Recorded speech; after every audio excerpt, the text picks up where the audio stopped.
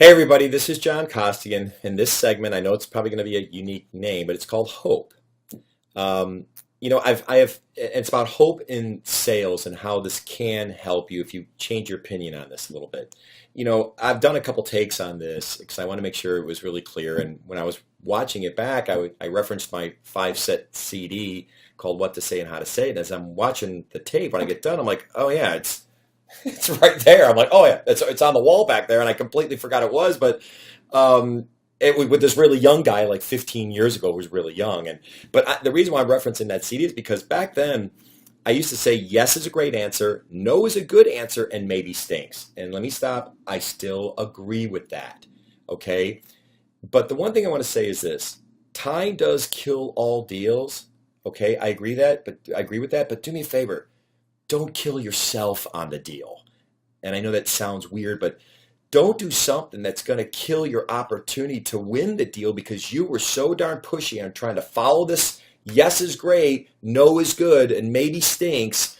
And I always say make sure you get the no early on so you don't exhaust your resources. Well, I've seen people sometimes mess up and they go for the no so hard they get the no.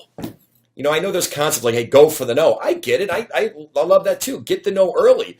But sometimes you've done it so hard that you're getting a lot of no's. And sure, there can be something that's liberating about it. Absolutely. It's kind of nice when you get to hang up and go, cool, great. There's no, we've lost. Great. I'm glad I found out early. We can now move on.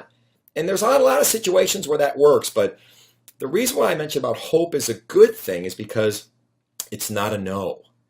And I want to make sure that you're not losing the deal because you tried to follow this darn methodology 15 years ago and you pushed so darn hard that you got the no. I mean, you got a great company and a great product. Just make sure that you're the one who doesn't screw this up by going for this concept. One of my favorite movies is Shawshank Redemption. Most of you have probably seen it. Phenomenal movie. And right towards the end, Morgan Freeman's underneath a tree by a rock wall, and he's reading this note that was left to him by Tim Robbins when he escaped from prison. And he's reading it. And of course, you hear Tim Robbins' words as Morgan's reading it. It says, Red, and that's his character's name. He goes, Red, remember what I said. Hope is a good thing, maybe the best of things.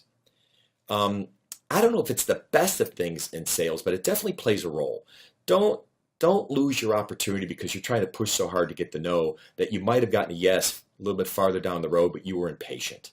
Okay?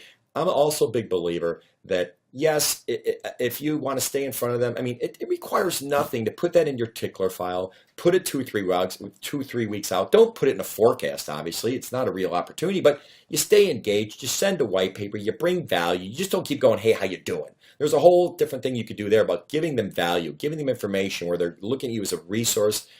That's what you want. But that takes nothing. It's a quick email every 3 weeks or so. Stay in front of them. I'll stay Hope Alley there just to do that. So I would stay with Hope on that.